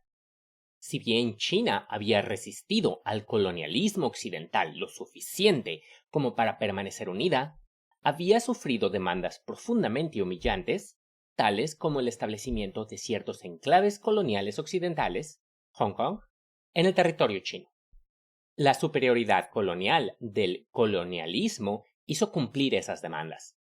Aquella humillación se profundizaba cuando se tenía en cuenta la milenaria historia de la civilización china, la cual había superado en su momento a Europa. Una profunda sensación de haber sido alcanzado y superado por otros se instaló en la conciencia popular del pueblo chino. Aquello, hasta el día de hoy, alimenta un impulso que lleva a China a superarse cada vez más. En un sentido profundo, el socialismo, la versión china del capitalismo de Estado al estilo soviético, es visto en China como la forma comprobada de conseguirlo. A principios del siglo XX, la rebelión de los Boxers y luego la formación de la nueva república, con Sun Yat-sen como el presidente, inauguraron una ruptura clave con el pasado de China. Los feudalismos de varios tipos y el autoempleo campesino individual, familiar, habían sido las organizaciones dominantes de los lugares de trabajo, pero estaba en marcha la transición hacia las organizaciones capitalistas empleadores-empleados. Aquello se promovió como una forma de igualar a Occidente y así permitir esa combinación de anticolonialismo y modernización que los líderes chinos, tanto ideológicos como políticos, impulsaban. Como en otros lugares, el capitalismo temprano produjo una explotación extrema en los lugares de trabajo y las condiciones de vida extremadamente duras en los lugares residenciales. Por esa razón, una de las primeras influencias de la nueva Unión Soviética fue alentar y apoyar la organización anticapitalista del nuevo proletariado industrial de China. Estas organizaciones experimentaron grandes derrotas luego de un periodo inicial de pequeñas victorias. Sus líderes, especialmente Mao Zedong, llevaron a sus seguidores a una especie de exilio rural hacia el interior del país para escapar de los embates de un ejército estrechamente aliado al emergente capitalismo chino. Allí solidificaron su organización, emprendieron una autoeducación intensiva en socialismo, especialmente en sus formulaciones marxistas, y estudiaron la historia de la Unión Soviética. Sobre la base de esas actividades, reorganizaron la economía campesina local de manera que defendieron la autogestión colectiva de la agricultura campesina. También organizaron un ejército campesino. Cuando Japón invadió China, se apoderó de Manchuria en 1931. La sociedad china se movilizó en defensa propia. En la guerra, que duró básicamente hasta 1945, se suspendió el conflicto civil entre las fuerzas capitalistas dominantes, en torno al general Chiang Kai-shek, y la resistencia del Partido Comunista, en torno a Mao Zedong y su octavo ejército de ruta. Una contraofensiva combinada contra los japoneses terminó con la victoria sobre Japón y su expulsión en 1945. Inmediatamente estalló una guerra civil. Terminó en 1949 con la victoria del Partido Comunista de China. Las fuerzas capitalistas y su ejército se exiliaron en la pequeña isla costera de Taiwán. Se separó de China continental y ahora es efectivamente un país independiente con un sistema económico capitalista. Tras su victoria en 1949, los altos mandos del Partido Comunista de China se enfrentaron a una serie de preguntas muy parecidas a las que enfrentó Lenin en la Unión Soviética en 1917. ¿Cómo transformar exactamente el sistema capitalista que dejó el antiguo régimen? ¿Qué pasos hay que dar y en qué orden, dado el objetivo, pero también dados los obstáculos? ¿Qué partes de la experiencia soviética deberían replicarse y qué partes evitarse? Al igual que la Unión Soviética, China nacionalizó la industria capitalista. estableciendo al Estado como empleador y contratando empleados para trabajar. Al igual que la Unión Soviética, China priorizó la industria. Sin embargo, China desconfiaba de la aproximación soviética a la agricultura y por lo tanto actuó con más cautela en la forma en que respondería al afán de los campesinos a obtener tierras. Un intento de transformar rápidamente la agricultura y la industrialización, formación de comunas rurales en la década de 1950 y el gran salto adelante de 1958 a 1962, resultó en severos reveses en el desarrollo de China y grandes pérdidas y sufrimiento debido a la hambruna. El giro político resultó en el retraso de las colectivizaciones, el incremento de la confianza del gobierno en las aldeas y la solidaridad con las agrupaciones campesinas, lo que condujo a inversiones más equilibradas en la industria y la agricultura, y así sucesivamente. Por lo tanto, China sufrió menos trauma derivado de sus esfuerzos de colectivización agrícola que el que asoló al desarrollo soviético después de 1929 y 1930. Al igual que la Unión Soviética, China, después de 1949, se enfrentó a peligros políticos y militares en el exterior. La Guerra de Corea, 1950-1953, fue un ejemplo del riesgo que corría, sirviendo de ejemplo los bombardeos masivos que sufrió Corea del Norte, principalmente por aviones estadounidenses. Los chinos también se enfrentaron al hecho de que los Estados Unidos lanzaron 2 bombas nucleares sobre Japón apenas unos años atrás. De esto resultó que el desarrollo económico chino requirió el uso de una parte importante de su excedente para financiar un gran aparato militar. Durante los primeros años de la década de 1950, también se enfrentaron a la resistencia estadounidense de reconocer al gobierno comunista de Beijing y sus amenazas de incrementar el apoyo a la amenaza taiwanesa de recuperar los territorios continentales. Durante la década de 1960, China experimentó una separación de la Unión Soviética a medida que se apartaba de la estrategia soviética, en parte debido a la evaluación de esta estrategia. Una vez China redujo su dependencia de la Unión Soviética, se vio forzada a abrirse con el resto del mundo, particularmente en el ámbito económico. El establecimiento formal de las relaciones diplomáticas entre Estados Unidos y China en 1979 marcó una nueva transición desde la modernización inicial de la economía y la sociedad china hacia una segunda etapa de rápido crecimiento económico. Para 1979, China se había posicionado como un país importante, se había independizado política e ideológicamente de la Unión Soviética. Tenía la voluntad de desarrollar el capitalismo privado tanto en el extranjero como dentro del país. A grandes rasgos, la estrategia de China ofreció una oportunidad para que el capitalismo privado internacional y nacional encontrara lugares seguros para negocios rentables dentro de la China socialista. Las autoridades chinas propusieron una especie de acuerdo básico. Los capitalistas privados, extranjeros, nacionales o asociaciones entre ellos, proporcionarían acceso al capital, la tecnología moderna y los mercados extranjeros. Las autoridades chinas brindarían acceso a trabajadores calificados, disciplinados y de costo relativamente bajo, y acceso a un mercado de consumo interno muy grande y de rápido crecimiento. Las empresas privadas podrían generar ganancias que serían compartidas entre ellas y el sistema tributario del Estado chino. El Estado chino controlaría y supervisaría de cerca todas las actividades de tales empresas extranjeras y nacionales. Sus propietarios y altos ejecutivos, si son chinos, también podrían convertirse en miembros del Partido Comunista de China. Finalmente, el Estado chino mantendría un sector considerable de empresas estatales y operadas por el Estado y alentaría las sociedades multinivel y otras relaciones entre ellas, y las empresas capitalistas privadas, extranjeras y nacionales. El Estado chino dejó en claro que la maximización del crecimiento económico centrado en la industrialización era el objetivo principal de su estrategia. En aquello se pareció la Unión Soviética. sin embargo, difería en gran medida en la entusiasta adopción de un capitalismo privado supervisado por el Estado que permitiese la existencia de empresas capitalistas nacionales y extranjeras dentro de la industria china.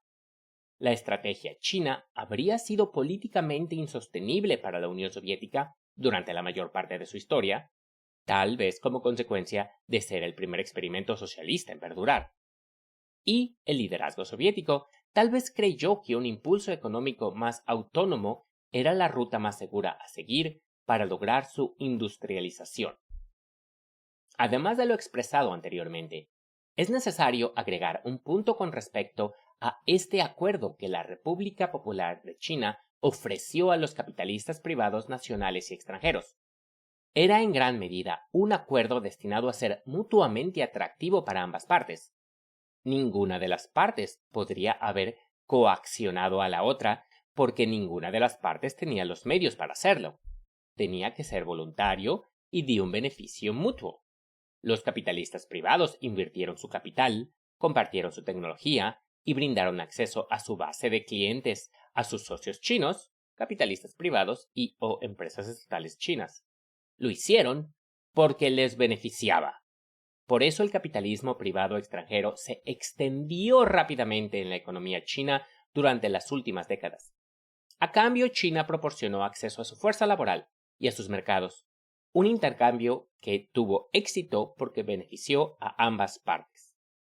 El gobierno chino reportó tasas de crecimiento anual promedio para su Producto Interno Bruto del 10% entre 1978 y el 2005. La respetada e independiente consultora económica McKinsey & Company estimó que desde entonces el crecimiento del Producto Interno Bruto de China fue de alrededor del 10 y el 15% entre el 2005 y el 2010, para luego disminuir lentamente a aproximadamente un 6% anual para el año 2019. La Oficina Internacional del Trabajo informa de manera similar que los salarios reales promedio en China aumentaron más del 8% anual durante la década anterior al 2018. Volviendo más atrás y reuniendo datos de varias fuentes, podemos suponer que los salarios reales promedio de los trabajadores chinos se han duplicado o triplicado desde 1990. Junto con una amplia gama de estadísticas, estos números muestran que la República Popular China ha sido la economía de más rápido crecimiento en el mundo durante algunas décadas. Esto explica por qué se ha convertido en la segunda potencia mundial, solo detrás de los Estados Unidos, y que cada vez más cierra su brecha con el país norteamericano. Aquí hay un pie de página, es un pie de página de Chemok. Si tomamos en cuenta solamente el Producto Interno Bruto nominal, China se encuentra por detrás de los Estados Unidos. Sin embargo, si tomamos en cuenta el Producto Interno Bruto por paridad de poder adquisitivo, China se encuentra por encima de los Estados Unidos hasta el momento en que se ha editado este texto. Actualmente no es prudente la pregunta si es que China se convertirá en la primera potencia del mundo, sino ¿cuándo lo hará? Nota del editor. Continuando con el texto. En el siglo XX, la Unión Soviética era la economía de más rápido crecimiento. En el siglo XXI hasta la fecha, la República Popular China ha desempeñado ese papel. Ambos tipos de socialismo, como llamaron a sus sistemas económicos, fueron similares en el logro de tasas de crecimiento económico extraordinarias y el aumento de los salarios reales y los niveles de consumo. Los gobiernos de ambos países controlaron sus sistemas bancarios y, por lo tanto, proporcionaron créditos para lubricar sus proyectos de desarrollo y lograr sus objetivos de crecimiento. China rechazó la autarquía del tipo soviético adoptada por la Unión Soviética en el contexto de la hostilidad global después de 1917, para adoptar en su lugar una decidida apertura al comercio exterior y la inversión. En efecto, China planeó industrializarse a través de capitalismos estatales y privados enfocados en las exportaciones. Los bajos salarios de sus trabajadores representaban una oportunidad de ganancias para los competidores capitalistas de todo el mundo. El poderoso gobierno de China organizaría y garantizaría un trato básico con los capitalistas globales. China proporcionaría la mano de obra barata, apoyo gubernamental y un mercado chino en rápido crecimiento a cambio de que los capitalistas extranjeros se asocien con los capitalistas estatales o privados chinos, brindando a sus socios acceso a tecnología y ayudando a la producción china a ingresar a los sistemas comerciales mayoristas y minoristas de todo el mundo. Al igual que la Unión Soviética, la República Popular China mezcló el capitalismo estatal y privado para lograr un rápido desarrollo económico.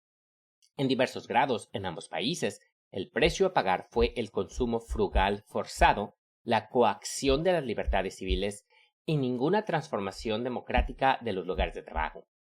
La noción más amplia de socialismo, un sistema que iba más allá de la economía para incluir la política y la cultura, quedó relegada a un segundo plano. Si bien ambos países experimentaron un rápido crecimiento económico, ambos también experimentaron un consumo subdesarrollado y libertades civiles y personales limitadas.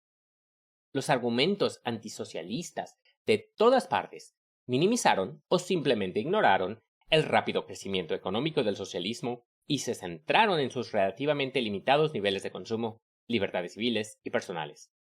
Tales críticos llamaron al socialismo aquello que en realidad era un capitalismo de Estado, lugares de trabajo de propiedad y operación estatal que replicaban la relación de producción empleador-empleado de los lugares de trabajo privados.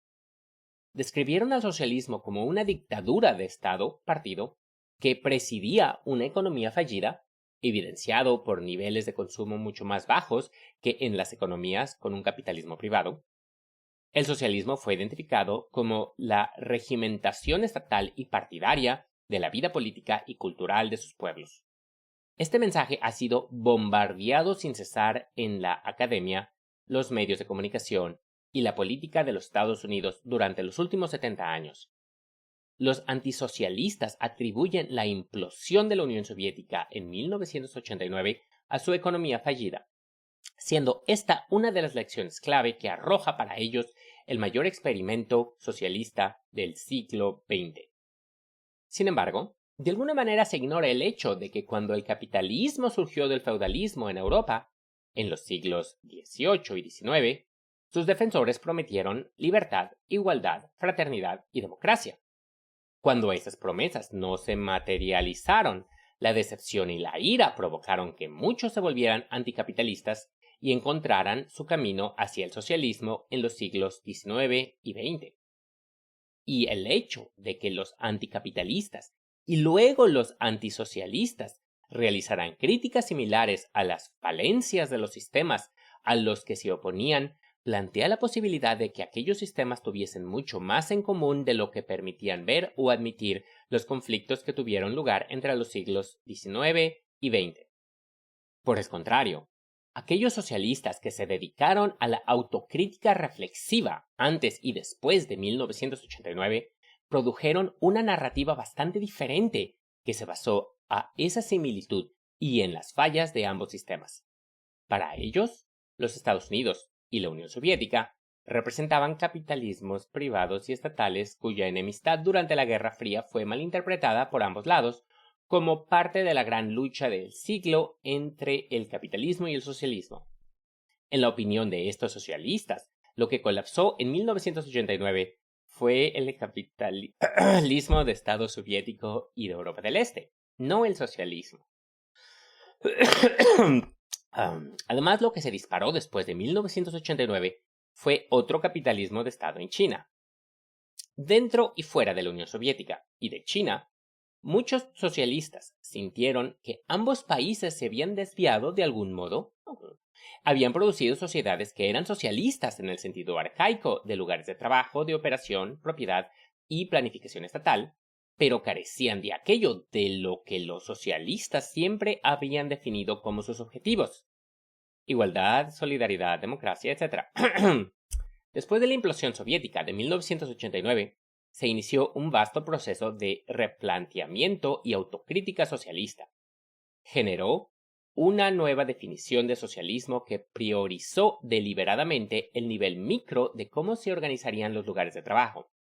El socialismo se trata de democratizar los lugares de trabajo, convirtiéndolos en cooperativas de trabajadores en lugar de lugares jerárquicos donde pequeñas minorías de empleadores dominan y excluyen de las decisiones importantes a una vasta mayoría de empleados.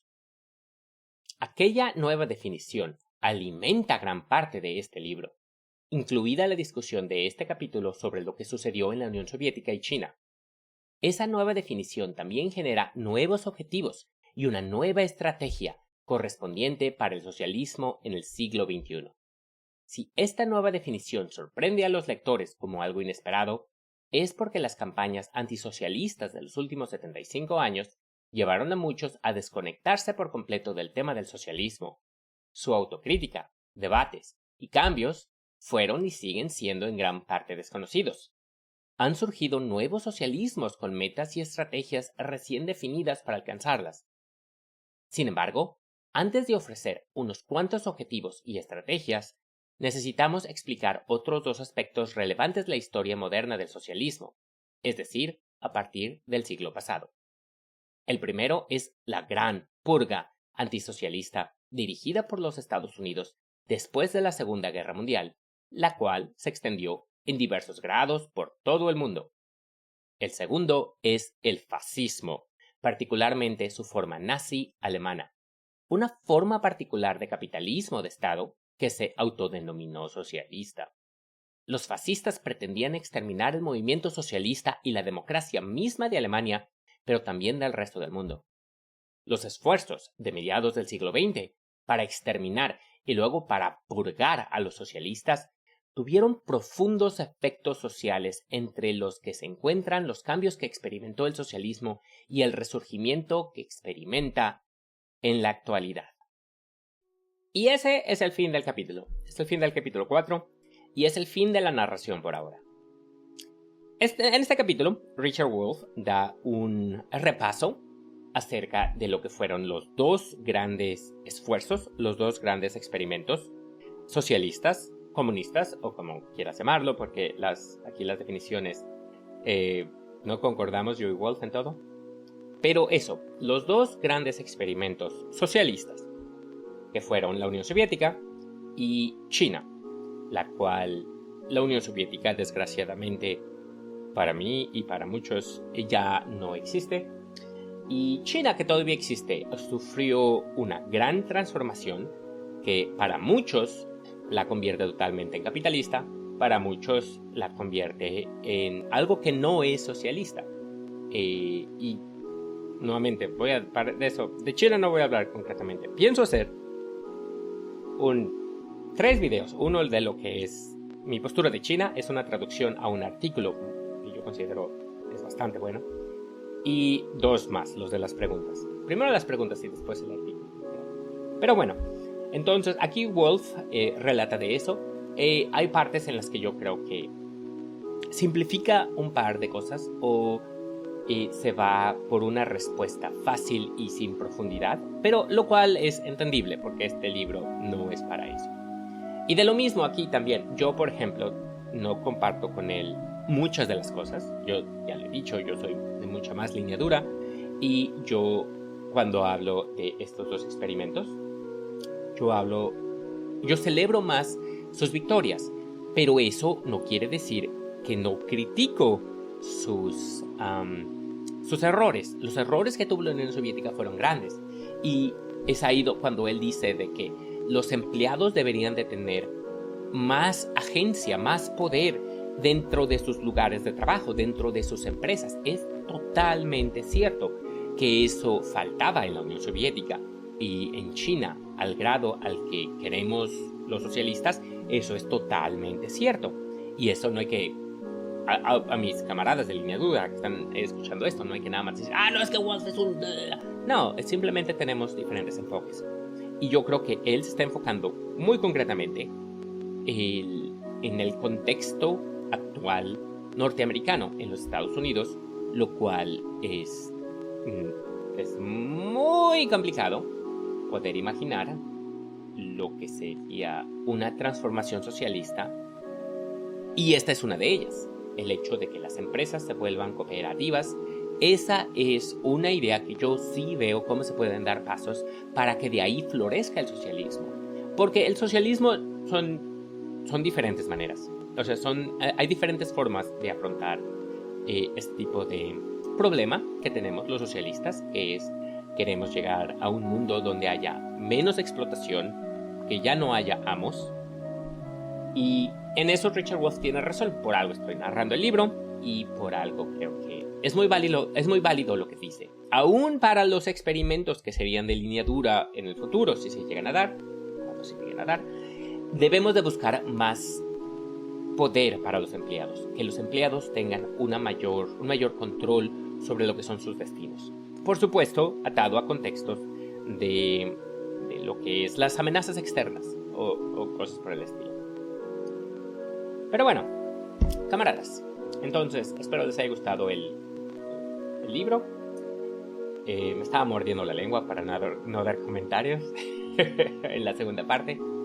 Pero nada más, tenemos una comunidad socialista en español. No importa cuando escuches esto, la vamos a tener. Ahorita la tenemos en Discord, que yo creo que quizá siga ahí, quizá no, veremos. Pero lo que sí es que la tenemos, la pasamos bien. Si quieres unirte, mándame un mensaje a El Perro Asalariado, ya sea en Gmail o ya sea por Discord incluso. Te respondo siempre. Deja un comentario si te gustó esta narración, si fue de buen uso para ti. Dale un like, deja un comentario, comparte este feed con alguien más. Y nada más, camaradas. Sí se puede. Las cosas se van a poner más difíciles antes de que mejoren. Pero unidos y organizados, vamos a poder sacar las cosas adelante. Fuerza en la lucha, camaradas.